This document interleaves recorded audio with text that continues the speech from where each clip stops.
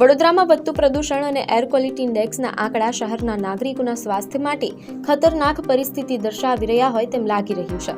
આજે સવારે 7 વાગ્યાના અરસામાં નોંધાયેલા આંકડા પ્રમાણે મકરપુરા ફાયર સ્ટેશન વિસ્તારમાં એર ક્વોલિટી ઇન્ડેક્સ 323 પહોંચ્યો હતો, જ્યારે બાપોદ વિસ્તારમાં AQI 319 નોંધાયો હતો।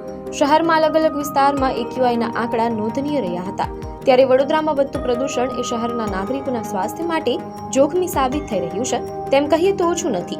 તંત્રએ આ દિશામાં ચોક્કસ કાર્યવાહી કરવી જરૂરી છે। આવશ્યક પગલાં લઈ શહેરનું પ્રદૂષણ કેવી રીતે ઘટાડી શકાય તે બાબતે કડકાઈભર્યું વલણ દાખવી નિયમોનું પાલન યોગ્ય રીતે થાય અને સંબંધિત કારણોને કેવી રીતે કાબૂમાં લઈ શકાય તે માટે સત્વરે જરૂરી પગલાં લેવા સલાહભર્યા છે।